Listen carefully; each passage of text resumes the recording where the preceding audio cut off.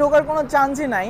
তো তখন যদি এটার ভিতরে একবারে আবদ্ধ অবস্থায় থাকে তাহলে ভিতরে অক্সিজেন অথবা আমরা নিঃশ্বাস নেওয়ার জন্য বাতাস কিভাবে ভিতরে পাঠাবো, সেটা আমরা কিভাবে পাবো? এই জন্য আমাদের প্রতিটা জাহাজের ভিতরেই এখানে ভেন্টিলেশন অথবা বাতাস চলাচলের ব্যবস্থা রাখা হয়। আমি যদি আপনাদের একটু এক্সাম্পলের জন্য দেখিয়ে দেই, এখানে দেখেন লেখা আছে প্যাসেজওয়ে।